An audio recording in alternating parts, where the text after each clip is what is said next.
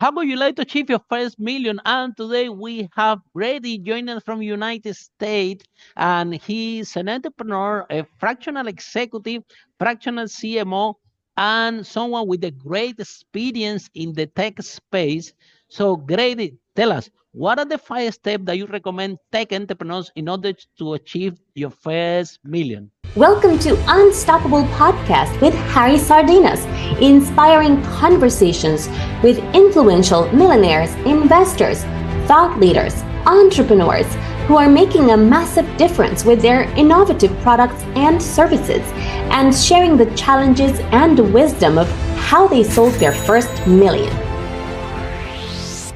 This is a great question. And I've built over the last decade, my experience has really been establishing new businesses and getting them to market, moving quickly, and helping them to scale out to their first million plus.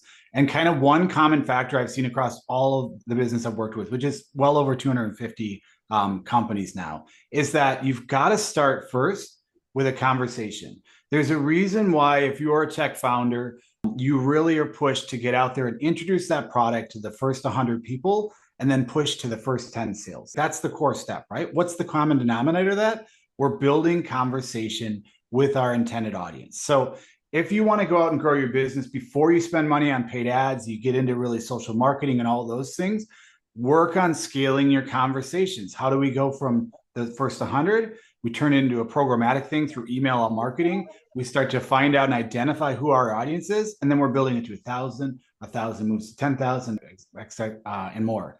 The next step is, as we're building these conversations out, what's our core focus? It's not telling, convincing, and converting. We're too early for that. We're mainly focused on listening and learning.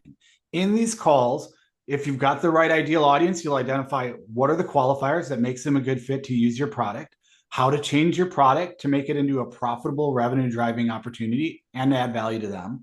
Most importantly, who are you and who is your company to them as an individual? If you're focused, they'll tell you who your brand identity is. And then what are the core messaging things they need to hear through their objections to get you to close the business? So you're listening and learning. And then as you start to learn, you take that information, you document it, put it into your CRM, put it into the notes of the company, iterate your content, change the content, change what you're telling people about your business, change your bios so that you can make future conversations very much rich with the answers, but not focused on you telling that. It's in your social marketing. It's in your paid ads. That's where your message goes out. And again, you're scaling conversations now focused on optimizing those conversion steps, figuring out what are the next steps to make them convert better and faster. When you do this, a byproduct is you start to build authority. I've worked across a lot of industries where even if you're in a tight B2B vertical, today we want founders to be a founder brand. So through these messages, we listen to what people are telling us about the founder, how they think that we really drive the business, and we build personal brand around that. That creates that anchor to make people want to get on calls or convert to the landing page faster. We really build into personal brand building. Personal brand building is greater than company page, company brand, any of that. So build authority based off what people tell you. Now you've got a major accelerator. You've got a huge platform of people that want to talk to you and an opportunity that takes those conversations to conversion. What are we ready to finally do? Start scaling with ads. We build out communities. We create partner networks, whatever it takes within your industry vertical to get that top of funnel and drive them in. And this machine, what I call built distribution of owned conversations between ideal users and your products. So if you follow this model, it might seem overly complicated, but it's just a few simple steps. I like to break it down like this: execute, analyze, iterate. If you can follow those steps, and I know you can because you've built a strong product, you're going to build a strong distribution machine for your company.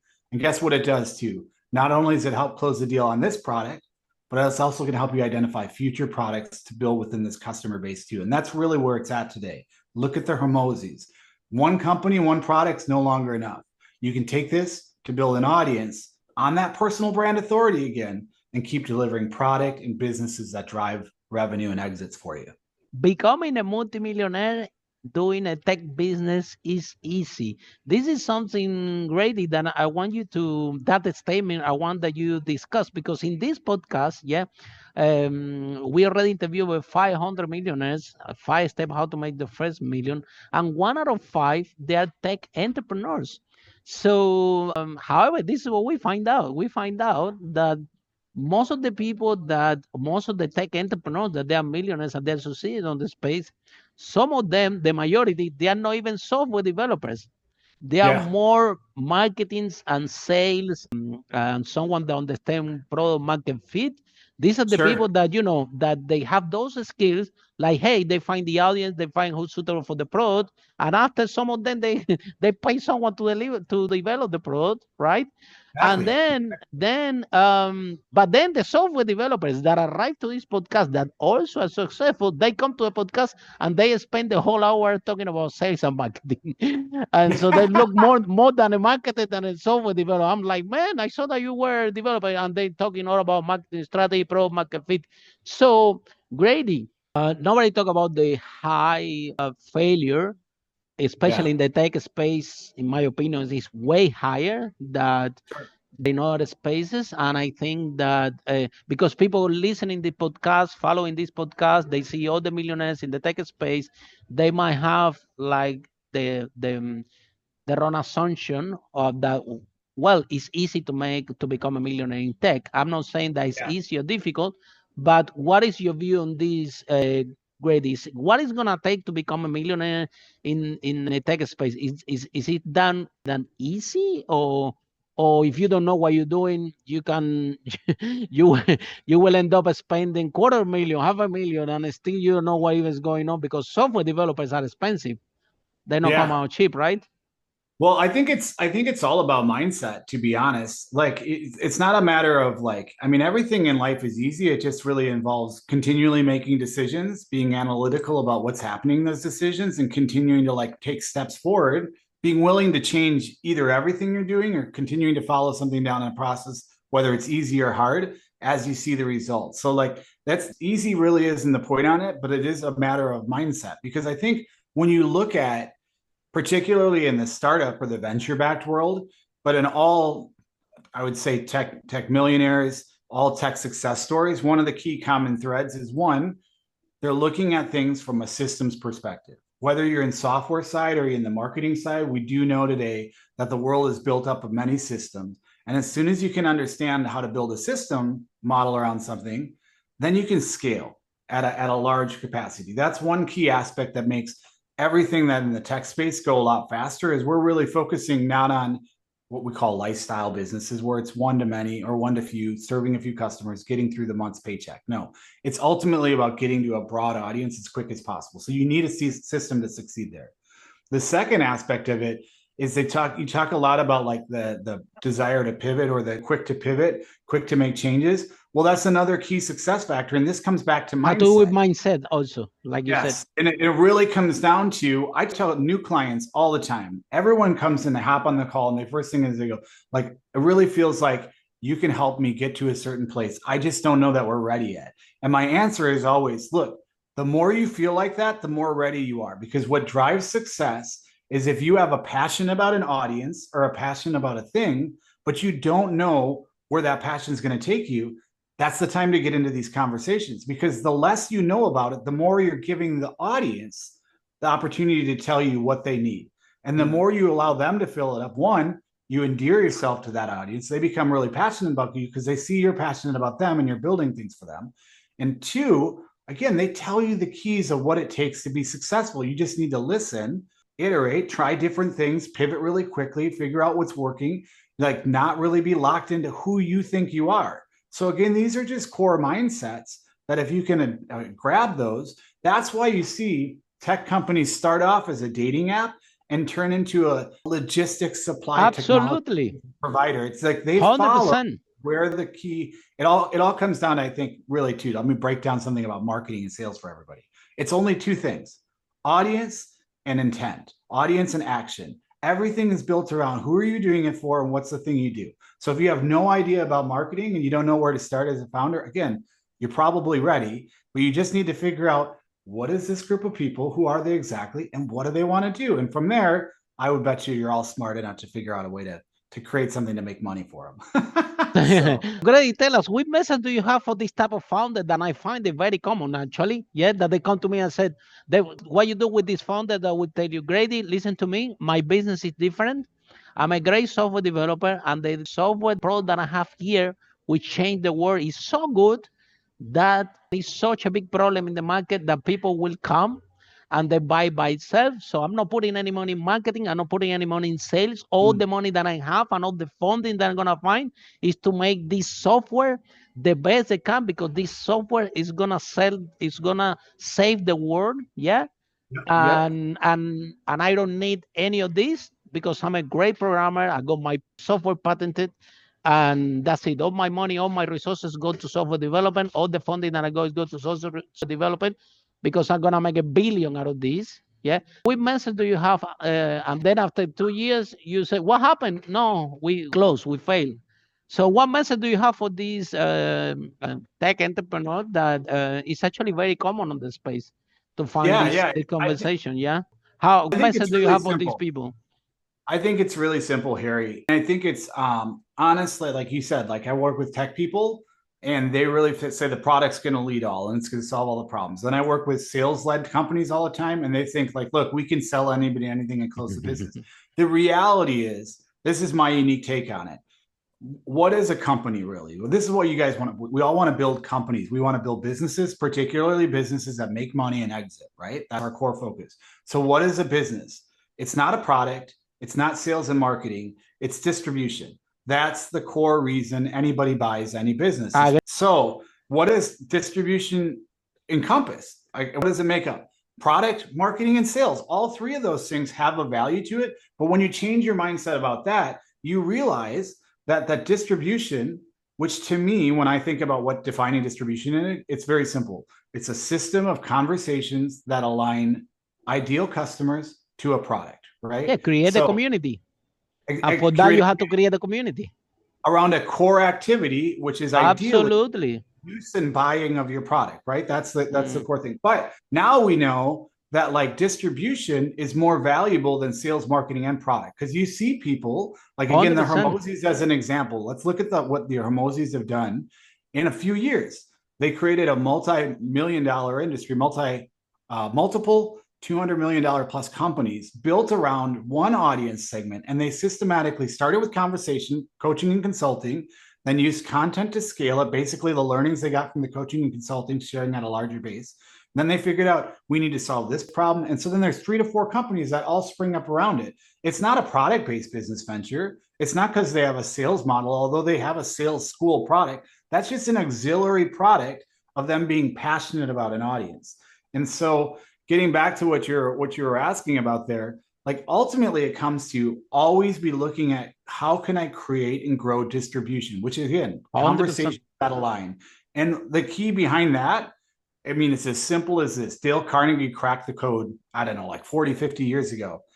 You've got to humanize things as much as possible. No matter if your product is going to change the world, the value or solution is going to change the world, how does that message get conveyed? People talking with other people, using the product, that's a conversation, sharing to other people what the product did for them. It's all about the human aspect of it. And today with AI and technology, sales, marketing, and product have never been easier, which means that we need to focus in our business around the human aspects. How do we, again, create great people in your team that are aligning great people, your core audience and customer, around the thing you're doing? And so then sales, marketing, product doesn't seem as important. As long as you figure out the human aspect, you're going to have success across these, just like the Hermosis and others are doing. Yeah, and then this is what I always say, Grady. You see, first-time founders, they always focus in the product, how they can make the product better. And this is very common in first-time founders. So, second-time founders, it's all about sales and marketing. They're more focused in sales and marketing, and then after they develop the product. But now third-time founders, they do something different. They create that market. They create that community. They become an authority in the marketplace. And then they design the sales and marketing strategy. And probably the last thing that they're gonna do is Bring developing the products. product, because the product will depend on the needs and problems that this community have. But then, Grady, then you go there and then you want to coach and tech entrepreneur. You telling them, look, this is the idea that we're doing, and they come to you. Well, I don't want to do podcasts. I don't want to do content. I don't want to do video in the social media. And exactly, I agree 100% with you. Today, people want to invest in entrepreneurs that they have a strong personal brand. You can see Elon Musk is the biggest the guy in the Yeah. planet, but he Yeah. has One strong of the personal best brand. He has a one of strong the personal best brand to the examples of point that he said, "I'm gonna launch something," and everybody yeah. already throwing money without they don't even know what is it. This is a very strong personal brand. So Yes. Yeah. I think Grady. So what's your point of view? Because it understand, coming from the tech space, is somebody that really likes to program or really like to do their thing. And now this is how business is today. And then you start this conversation. I think we found when we talk about with tech entrepreneurs a strong resistance. They say, look, this is not what I want to do. I just want to write code, and I just want to. And you see, they can say Mark Zuckerberg and all the Google people. They all become billionaires, and they are software developers. They didn't have to do any of this. So I disagree with you. I'm gonna keep writing software, and I'm gonna make it myself. I think that. Even Steve Jobs, to a certain extent, I don't think that he was software developer as such that much. It was Steven. But That's I part of think the there is a mysticism. misconception, Grady, Yes. in this, that people have seen these role models that now they are billionaires, and techers, they think that just be a good programmer or have a good product is gonna make it. And this is way far from the reality. These times, Grady, that a VC give you a piece of paper because you have a great code or you have a great idea. It happened once. I don't know, maybe with the .com or the whatever. Every time that something new goes, sometimes the VCs go a little bit crazy and write papers to ideas without. But I think even from the funding side of it, they are risk than before the VCs. So Grady, so tell how actually works, and because for all our listeners, especially from the tech space, we want all the entrepreneurs from this podcast to be healthy, wealthy, and happy, especially the tech entrepreneurs. Because, like I said, I'm trying to help a lot of founders as well, and everybody's Sure. coming to me. But everybody's coming to me like this: Harry, I'm looking for funding. I want you not looking for 2 million. I say, okay, show me what you have. Oh, I have this great product. So why you need the money? Oh, to continue doing the product. I'm like, what? Nobody? Do you think that Yeah. the investor is stupid? No, but Yeah. my idea is awesome. Yeah, but they're not stupid. They are probably second, third time founders. They're gonna have the conversation exactly what you're saying, Grady. They're gonna come Yes. at third. Some of them have 2 exits, 3 exits. They're gonna start a conversation, and they want to hear from the founder exactly what you just shared, because you share it because you believe that this is the way. But now you have the founders that you see when they're speaking, that even Yeah. if they say it exactly what you say, they don't believe it. They don't think that's a way. So what do you think about the false role models? Or I'm not gonna call it false role models. So what do you think when the story diverges from reality? Because at the moment, like I said, we have this role model, Mhm. and in the tech space, this people, I think that there's some deviation what actually happened, what is reality in the tech space today. Can you expand a little bit more on that? Yeah, I think there's a lot of things that have happened over the last couple of years that really, if you're founding a company, you just need to change your mindset It was about what personal you're brand when Mark Zuckerberg. I don't think that this concept even well, existed when he started no, but Facebook. it didn't at that point. But look how It much personal exactly, branding Mark absolutely, it didn't Zuckerberg. matter then, but it Look at him matters now. now. He's putting so much effort into personal brand. And I think you brought up Yeah. Elon Musk as an example too. Elon Musk to me is one of the best examples of a founder that truly understands the value of distribution. Because what did Elon Musk do? He purchased one of the largest social media networks. You can't get a more clear example of not only going out and getting distribution than over the last year or so changing how that So platform look worked. where he's investing. Why he's investing in this, in the large Yes. distribution channel. And the effect that it on his business for better or worse. But so I think you set aside that. That's the value. I'm of sorry this. to interrupt you, Grady. And every time that I go to X, somehow I see Elon Musk's new project. Yes. Not only All that, the time that I go and say, I don't go that and often, people- but every time that goes, this is my the first post, I see something. yeah, the whole platform is built around referral loops driven back to him. But I mean, but I think the other key Great aspect, idea, by the way. yes, I think again, I'm writing a book currently on distribution, and it's my opening introduction because you can clearly see the his business. But for the average founders, let me just ask you this: like most of you probably have a development building background. If you had a salesperson that like never picked up the phone and called back or emailed the lead again, what would you think of that salesperson? They're not doing their job, right? Well, one of the base core level jobs of a founder today is to, one, own the product, right? Run that and create vision on it. Two, own the team. That was like, again, the second wave, I think, of venture capitalism was let's look at like founders as how well they can manage. And really one of the key things is you're not thinking about revenue per employee as a key metric of your business. You really should be thinking about that because that's one of the fuels of how you're going to get funding today. That's one of the key aspects they're going to ask you about. That shows that you're a good business owner. But now we're at this next level stage because content creation has made it so much that everyone who looks like everything different and also speaks to individual audiences around anywhere has made it so easy to, one, create content, two, develop and nurture a personal brand that like it's really part of the founder's job to start to do this. But here's again, this is a mindset thing. When it goes to that starting conversations point, what you're really listening for is who is the individual that people want to be working with? What do they think that the creator, the founder of this product that they're using sounds like and acts like? You're not giving them yourself. We're not asking you to be you out there and make everyone come to like you. The reality of this is the marketing side of your business the reality is we shape, if you're doing it right, you listen to customers, you shape a personal brand and create a micro celebrity status around who you are as founders. The point of that is you're continually leaning into authority. For instance, if you let's say you make a scheduling for the HR industry, then a lot of your content goes to like experience in the HR industry or why you're uniquely positioned to build products for the HR industry or why you're focused on that. It really builds authority into not only are you making this product, but you also uniquely understand them and their problem. And then if you really think about this micro celebrity status now, it's a carefully curated image. This is actually a really good, valuable tool for you because Elon Musk has a little bit of an overexposure problem right now. We don't hear that same thing about Zuckerberg and Jeff Bezos, who are equally as important to their businesses and to the US economy. But the exposure of Elon Musk now is massive with this. You know, he's taking personal brand to the next level. Regardless that, you know, some people might be agree or not with what he's doing or whatever. The thing is, he's on the media all the time. And the people that like him, the people that him that seeing on the news, on the media time, they're gonna become more strong followers.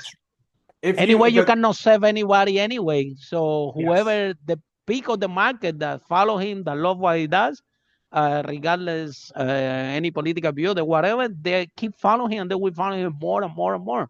So I think that this is huge improvement in Elon Musk's personal brand out of all things. And you see there, I believe, Grady, that when you have a strong personal brand, you can do things that you cannot do with money. Look, Donald Trump, yeah? Yes. This is true story. I think last time somebody put $1 billion to go against him from his same party, right? $1 billion, and he couldn't win. And I remember that Trump was saying, okay, to the other to his rival, he told him, you thought that was easy. It's not that easy. Like you're just gonna put $1 billion, because that's the other one that have a strong personal brand, Donald Trump. You see the way that he writes his book, to how he appeared in the TV show. He's a great speaker.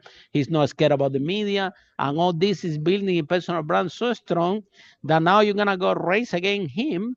And I don't know if you know, if you're not, I think Michelle Obama is someone that have a strong personal brand. If you don't have someone out there with a strong personal brand, I don't think it's gonna happen because, like I said, with the strong personal brand, you can achieve things that you won't be able to achieve with It right. creates distribution that you can achieve. And I think one, there's a lot of contributing factors. That's how you're going to reconcile this and feel okay with it. Like one, again, it's not overexposure is a problem. So you don't need to worry about this being your core job and doing it all the time. It's about carefully curating where and when you're put in, right? And you're going to build a team out that does that, right? So that helps you at a scale. The other thing that really helps you do what you probably really want to do is launch products. Launching products on a consistent basis is a great way to build a strong personal brand. And here, as a marketer, as someone who builds in tech, what are we ultimately seeking? We're seeking failure that drives us to where the successful path is with our audience, right? And you can see this with both the examples you shared with both Trump and Elon. They're not right all the time. In fact, they're incorrect in a lot of areas, but it doesn't matter because they're consistently executing and doing things, and their audience is endearing to that fact that they're trying to do things for them. And so they're giving them the grace to fail at like really massive scales, But the key point there is again, for you, you don't need to get out and buy a network platform to be success. In fact, we're seeing people like Peter Levels is a really good example. This is a founder on X who consistently shipped products for years and eventually curated about 15 to 20 different products with significant multiple monthly recurring revenue that he had a portfolio brand. But bigger than that, his personal brand was now huge in the hundreds of thousands because what did he do? Each product that he ships, and he did hundreds over the years, built small audiences of 10, 15, 20K. They all roll up into him, creates value with him. And what does this look like? This is a guy committed to building things for people in the audience, and he's going to keep consistently doing that. So and that's his brand, and that's his personal brand. And the reality is if you look any social channel, this is how all creators work. This is what we can learn from as founders from creators. It takes a little while to find your shtick, your spiel, the one kind of joke that works. That's Seinfeld complaining about airline stewardess mentality. Once you hit it, you might not get to it right away, but that becomes your core. It defines everything about you. And then you can go on and what do? You release multiple sitcoms. You spin off Larry David's career. You create a huge wake behind you as a producer where now that you've cultivated that personal brand, you don't have you let it do the work for you. Here's another really good core example if you want to even go further back. Today, between content creation, back then with Seinfeld, I don't think this concept about personal brand even existed back then. That was the times that when his show, I think he was the first person that become a billionaire because back on the day, a lot of people were comedians and a lot of actors, but was someone that Seinfeld, one of the examples that he created a strong personal brand about what he does, and look the success, look his net worth compared with other people in they have nothing to do. When not only like his peers. Another key point about using like Seinfeld, I like to use common examples because now we've seen 40 years of Seinfeld. What does it look like? You look at Seinfeld, you look at Sandler, you look at Michael Jordan. These are all individuals who outrose and defined an entire industry and created more value for themselves than the networks that were employing them, than the venture capital firms. Absolutely. So this is how you get to that next level of founder. And what does it mean? What does it ultimately come back down to? I think when it comes to those core three things again: execute, analyze, iterate. And if you can put that into practical use by just execution is always conversations. Conversations could be launching a product. It could be messaging campaigns. It could be doing a podcast, could be doing the TV, could do a TV show, could be a radio show, whatever, writing books, speaking. All of those things are a way to scale conversations. And then today, we've got lots of ways to drive that back as far as feedback. Easier than ever. Easier than ever. And we can utilize AI. So between social platforms and AI, you have the ability. This is why I like to use Tony Robbins, Michael Jordan, Seinfeld as an example. You can replicate what they did with 100%. and AI, and you can do it in under 2 years. If you don't believe me, look at the Hermosis just 3-4 years ago and how they've 100%. completely changed from just a guy and his girlfriend working in a gym to somebody who exits a $200 million business in 3.5 years and then launches multiple multi-million dollar businesses under the model that he does now. Like, again, there's no secret to it. Like you said right off the top, it's not hard. It is require focus. It really requires focus, really not at the step of execution. I think being here, listening to this podcast, shipping products, you know about execution. The hard part is analysis, listening, paying attention to what people are telling you, and then iterating to meet those expectations, allowing the market to tell you who to be to an extent, what they want out of you to be successful, and building into that, you can create almost any product. Then distribution is yours and you own it. Yeah, in my opinion, Grady, I think that before, back in the day, entrepreneurs, they have the luxury that they only corporate brand, and they can hide, and they don't have to work on the personal brand, because with a strong corporate brand, before it was enough. But now, if you are in business in the DNA that we live in today, I think that's the other way. If you have a strong personal brand, this strong personal brand is going to lift up your business. And the higher you have a personal brand, the higher you're seen as authority in the marketplace, the more your community is going to grow, and therefore the more revenue and income you will have. So now, Grady, let's talk about resources. And I'm going to ask you a question. If you are a tech startup founder today, and I give you $100, yeah, out of this $100, how much percentage of this money you're gonna take to create that conversation, to create that community? How much you're gonna take for sales and marketing, and how much you're gonna take for product development? I'm just giving you this $100 to make easy, because a biggest issue that we find there in tech founder is how to manage resources, especially tech is very expensive. So it's just $100, so the entrepreneurs can have an idea. If they have $1,000, if they have $10,000, if they have $100,000, even if they have $1 million, they should have a blueprint how much resources. But what I don't want to happen is things that people that come to me that say, Harry, we already have put 100,000, you already have put $500,000 in this product, we remortgage our house, we ask the money to all the friends and family, and now we are stuck here with this big elephant. We don't have resources to go sales and marketing. We don't know if the product is actually market fit or not. And Harry help us and say, how can I help you guys? If you already took all your resources and put in product development, again, you're first-time founder, and this is very common mistake to do. Your products focus, and it happened to all of us the first time we start a business. We focus on the products, thinking that the product is good. People will buy and by itself. It doesn't really work like this. No tech, no business out there. So Grady, what's your formula? I give you $100. How you divide your resources in your tech stack to make sure that it's balanced and it's sustainable for growth? Yeah. All right. I'll start with the easy bucket right away. We're going to do 3% to team and overhead, 2.5% to team, 0.5% to overhead. You can't avoid these things. Don't trick yourself into saying, I can't take a salary. My team didn't take a salary. You're going to burn everybody out. So those things are necessary, but they're a minor point at this stage. Where we're putting our effort and energy first into, you might think like, oh, we need to start with product, or we need to start with a sales or marketing led. Everything we talked about here, really, let's avoid both expenditures for the early stage. I'm going to urge that everyone should put at least 60 to 65% into distribution right away. Now, this isn't sales and marketing. It's not necessarily product. It could be come in a lot of different ways. The whole point here is to be light and scrappy and focus around maybe making simple product launches within a small community, just a landing page and a sign-up form as a product launch. We don't need to have any development done with that. It's also not necessarily sales and marketing.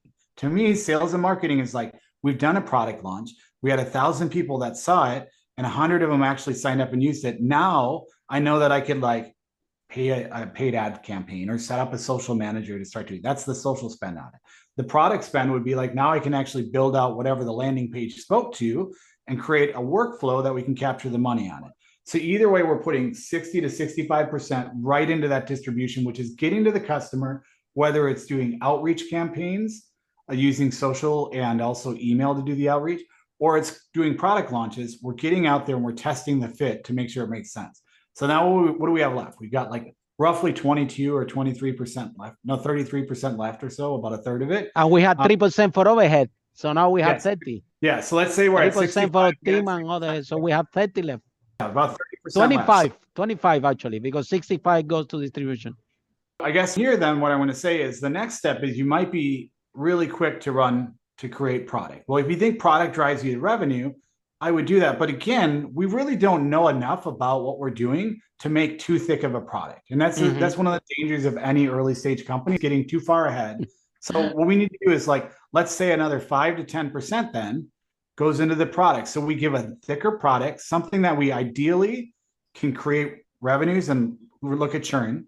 Or like I said, create revenue is the big one. We could look at churn, making sure people are finding it useful, or creating that we can sell to it. Then all of a sudden, Grady, sorry to interrupt you. Yeah, that with MVP, minimum viable product, very easy. People forget about the first M. Yeah, minimum. It's minimum. It's saying the word MVP, minimum viable product. What you describing? I've 10, seen maximum 15%, just minimum, something that actually right. Yeah, I so many people launch a company today with a minimal viable product, which is a social post. That's it. It's wow, very good. You've seen this too. That's a proper minimum viable. Yeah, how many times have you given your email because somebody said, "Look, I learned how to make this AI sequence. If you give me your email or DM me, I'll send you the actual process." That's a minimum viable product right there, isn't it? Could be a course. No, people don't understand that's a minimum viable product. People understand a minimum viable product, have the software already working in the cloud, servers, developers, and exactly. This is not what it is, right? It's super light. Here now we've spent about 65% on creating distribution, 10% product that speaks to distribution. Now, again, we're not minimum, like you said, minimum, minimum, right? We're not spending the 65 to get to the 10. Like maybe we're putting the 10% in after we've gotten 25% sent, right? Then we're seeing what people think, sending that out. Once we get an idea that, hey, people are actually buying what they want, necessarily churning, right? Now we're ready sales and marketing. And here, if you do the math on it, we're like 15% plus that you can now put back. And so a little bit more than the product early on, because ultimately we're at, let's say at this point, we're almost ready to seed stage. Like what we ultimately need to prove to get investment is a product people can use and also a system that's going to bring people in and hold them there. Right. So if you think about it, in my opinion, this isn't a product versus sales or marketing discussion, but proving that you can find people and keep them in is as important, if not more important than the initial product. Because what are you really getting out of that first funding round? The funds to build out the product right.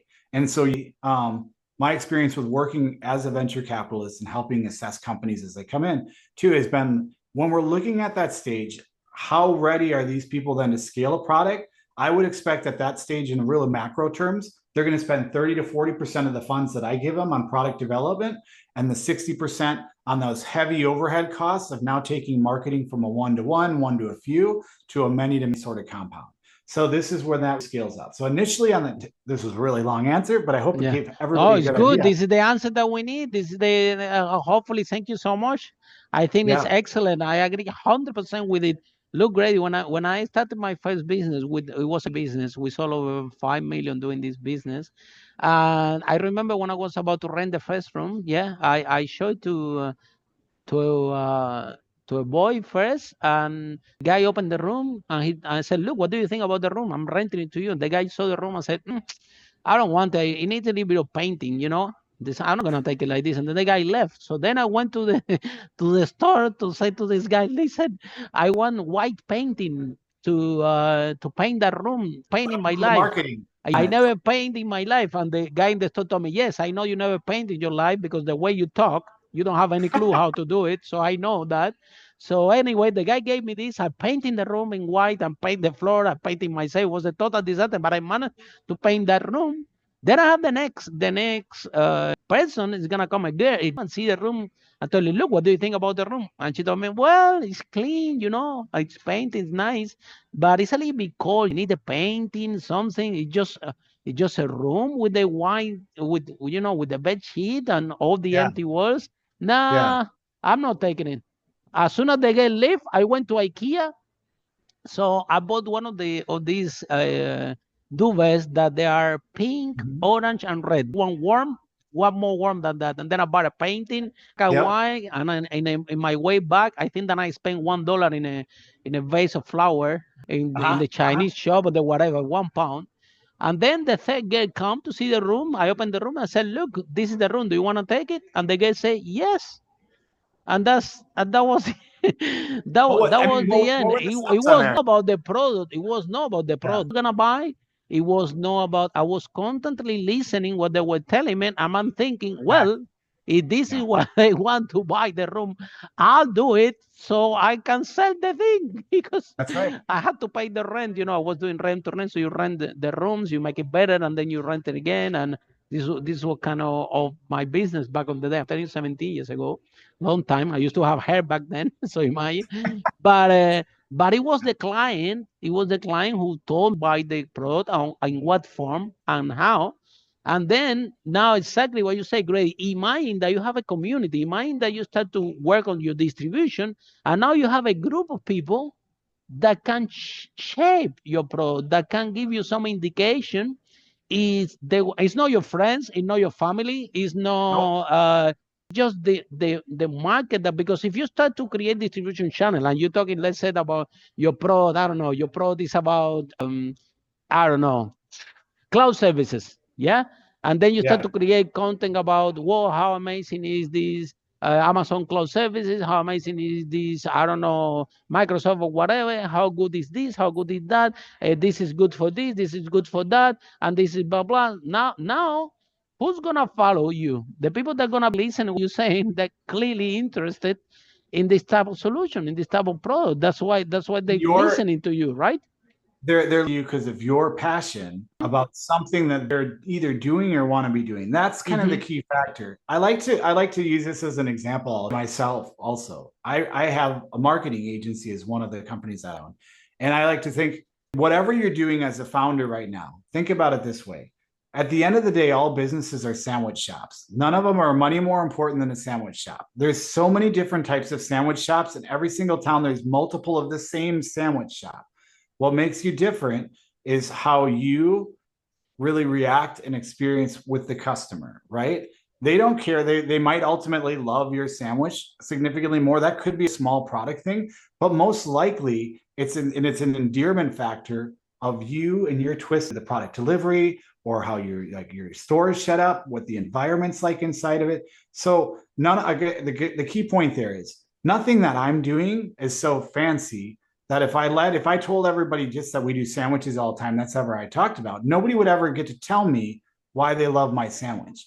And nobody would ever bring their friends over because they would be so tired of listening to this guy talk about sandwiches in a sandwich shop.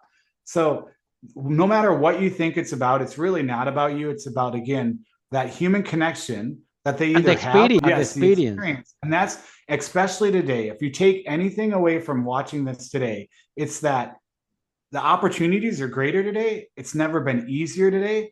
But one of the most important success factors and the reason why the people win that win is they understand how to build humanity into their distribution. And that's the core focus. You know what I mean? Like if you go to a Tony Robbins event, even today, he's probably one of the smartest leaders, or Oprah Winfrey. The reason I pick these two is you can see them, and instantly when you see them in your mind, you think of them there with somebody, listening to somebody and making a great impact on their life. Mm-hmm. That's the key. Mm-hmm. That's the linchpin. The linchpin. If we can all get to the people feel like we're here for them, we're listening to them, we're buying into them, they're going to buy into us. Tony Robbins laid that. Absolutely. Dale Carnegie laid that out years ago. So yeah, that's the secret. And from there, it just makes, like you just nailed it. Execute, analyze, and iterate. It's as simple as that. You keep doing that with every single thing you're doing, you're going to eventually continue to turn all those failures into success. And then what you're going to realize, like all great multimillionaires and all great multiple founders are, you don't love the process of cashing in the paychecks. You love the failure, the experience of doing that, which is building distribution, building your business. And that's what's going to drive you to do it again and again. So, Grady, I think you're amazing, and I agree 100% what you just shared here today. I think that you do know what you're talking about big time. A lot of people on the space, don't get me wrong, they are mentors and they want to help tech startups to to scale. And I don't say, but you need specific knowledge and skill. They actually make it happen for the tech founder, because it's an industry with some specific some specific rules. However, you see, the other thing in counterpart to that is that sometimes when the tech entrepreneur come, they're telling me, Harry, you see, tech is different than traditional business. And the more I see tech, the more it's similar to traditional business. If you don't have Yeah, EBITDA, if you don't have profit, if you don't have it's all traction, the it same. doesn't, some tech, of course, the tech company is something really good as well. Is the barrier to entry is very low, exactly as you described. You can do a minimum viable pro just with the post and things like that. So barrier to entry is very low. They're very Yep. scalable, and so there are a lot of good things the tech businesses. That's why we have in this broadcast and all over the world a large number of tech entrepreneurs. And also the valuation, right? The valuation is higher Yes. because data and a lot of Scaling. factors that are Multiple. different that other traditional business. So there's a lot of tech, but at the same time, if the entrepreneurs don't focus in what Grady shared here today, it's gonna be tough. It's gonna be tough in a very competitive space already, and I encourage all our tech founders that they are or sort of the tech founders that want to start their own business. I'm begging you to listen to this broadcast 3, 4, 5 times, so you can actually absorb what we just shared today, and we be your beneficial. So great if somebody's even in love more with our conversation and want to know more about you, how people Yeah. can find you, how this process works. Yeah, I would say that, of course, practicing what I preach, I'm out here trying to build conversations. And so the things that I'm doing it the most on, I would say first and foremost, you can connect with me on LinkedIn. That's a highly conversational channel there. And like I said, I'm creating content there to try to elicit a response to learn more. I feel like if you really want to work with me or you like what I'm saying here, I'm in the zone, because what I do is I work with people to understand a little bit about them and help them shape business. That's what drives me. And so like getting involved with you and working your business is really going to drive me to help you succeed, and also to help me learn, which is what I'm looking for out of it. First of all, so you can find me on LinkedIn. I'm also building out content How on can they YouTube. find you in LinkedIn, Grady? Tell us, because some people might be listening in the car. They're not on the Yeah, you screen. got it. Yeah, it's really easy. On all social platforms, you can just search up my name. Everything is LinkedIn at Grady Teske, GradyTeske. I'm on YouTube at Grady Teske, same. And I'm building if you want to get deeper in there, I'm also building a newsletter where we go beyond tactically what I do, what I'm learning. I take learnings directly from client work and share with others so they can kind of execute on that. Sometimes that's building new AI agents. Sometimes it's talking about creating visibility in your pipeline and process. It could be a wide range of things, but I'm literally just telling you how to get it done. That's the weeklyinvoice.com is what my newsletter is, where we give all that background information for free. It's like getting in a free advisory call. And if you want to come to a company that's going to help you build those solutions out for you, what my agency does is we create done for you distribution systems. What that means basically is we take best practices of email marketing, outreach, paid acquisition, and personal brand building, and we help apply it in a process that's for your business. We don't create the service for you. We actually do it, implement it into your business, and then we give you an owner's manual on how to run and operate it and staff for it. So we're kind of like an accelerator in the fact that we're in there to put all these processes in. So again, any of those things sound interesting, I think you at least go to LinkedIn, find me at Grady Teske, start the conversation there. The whole key with all of that is take my final takeaway. Create different opportunities for people to come in with you so they can have the right level of understanding, right level of working with you. Start the conversation and then listen. And through you sharing with me what you're looking to get out of this, we'll be able to figure out how we can support and service you. And I'd love to be part of your story, because that's how I'm going to learn. That's where my career succeeds. Let me just be a So part of your practice.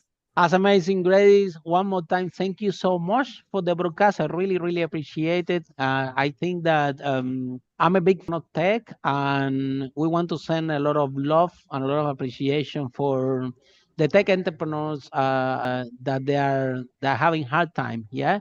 So it does your case, and you listen it. That and to make the things work, you have to surrender, to give up what you believe, how tech Yep. company actually grow and can expand. And if you listen the content that we just shared today, telling you that you will be in the right track for Yep. success, because you will build something that you will create that audience, you will create that market for you, and that is gonna be your cash point. That's gonna be cash machine. Depends of how big it is, but Yeah. you will be always you will be able to out this even as a consultant, even if you don't have the physical product yet. But there is a way out. You see, somebody told me here in this podcast story, yeah, he told me, Harry, he was such a guy, one guy that want to build a game, and this guy trying this game and building this game, but you know what happened? Out of money. He said, well, you know what? In the process of building the game, they designed something, a parallel software to help them how to process images and content and things like this. And guess That's what right. happened? Guess what happened? At the end of the day, this guy, the game never works, but the image content, whatever, was sold to Yahoo for a lot of money. But Sure. then hear me out. Then this guy take all the money, yeah, and he said, well, now I gonna create the game. So I started to get the money to create the game and created the game. And again, at the second time, more than a halfway, he looked back at the investor and said, guys, you know what? I don't think that this game is gonna happen. But I parallel to that, Yeah. we developed a process to keep the tax updated and like that. And this company happened to be Slack. Ah, So yeah. the point of the story, the game never never never went done. But in that process, by listening to your customer, by listening what actually the market want to buy, they Yep. managed to pivot, and somehow you see they went out of the. However, they have this ability to have that market that they listen, and they have the ability to say, hey, you know what? This thing that we started with is not working, but actually the market wants something else that Yep. we develop. Let's put the rest of the energy and effort on that, and that's what the market want. And that story, he has been shared for one of our guests at the Yeah. And I podcast. think So illustrate, yeah, if you yeah, don't go mind, ahead. one of the key lessons from that, and I've learned this too, is that like a key factor in all life, we're talking about starting businesses and running it, but this is all life, is that at every moment we have, each moment is a decision. And we choose to be something completely different or do the same thing. When you look at people that win, they either continue to do the same thing for so long until it becomes success. And usually, like as a founder, it's usually closer than it is far away if you keep at it, right? Like Sam Altman's a really good example of that. Or Mhm. like you're talking about with Slack. Sometimes the fear of making that decision to give up on everything built, the personal brand you built, the twice running to a game, him deciding to follow and do something completely different, that was the catalyst that started off. So you have to, as a business owner and an individual, there's no wrong in either of those things. But know that it all comes down to that. Everything you do comes down to deciding whether you're going to consistently be the same person or somebody completely new in the next moment. And whatever you decide to do, you throw yourself into it. And most likely success is closer than you feel, And your honestly. ability to pivot and listen to that market, what they really want from you. And I mean what from the other guy, one guy here from Canada, also in the 80s. He Yeah. developed something like a phone, really big like this, like a phone that tracks time for workers. His idea was that he want to sell it to the people, to the workers, like a phone, so the people can track the time at work and everything. He thought Yeah. that this is what the market, that what the people want to buy. Nobody bought one, yeah. Yeah. And as a result, what happened is that the people who really want to buy it as a service, it was the CEO of a company to track the efficiency of the employees. So now the guy he couldn't sell any of them. Now he's selling his service. He arrived to the company with hundreds of these devices. Everybody used it for 2 weeks, whatever, and come back. And then he come back with the report. And this is what actually the market wanted to buy, which had nothing to do what he really thought that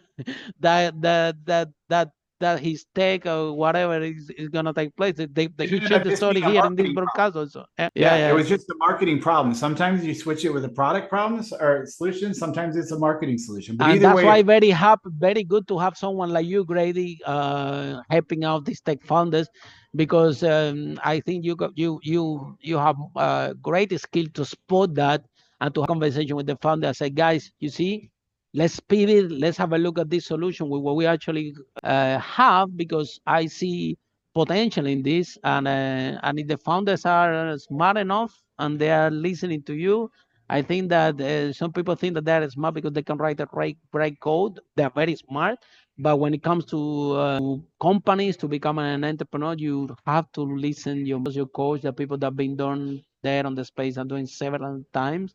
And if you are smart enough to listen to them and to ask for help, you will be ahead really fast in a very competitive market. So Grady, thank you for time. And for all of you following the broadcast, see you in our next episode of Unstoppable, how brave entrepreneurs like Grady break that wall and achieve the first million. Bye for now. Thanks very much, Harry. Follow us for more interviews with world's most influential, audacious entrepreneurs that overcame challenges and adversity, providing you with the blueprint of how they sold their first million so you can grow your business exponentially.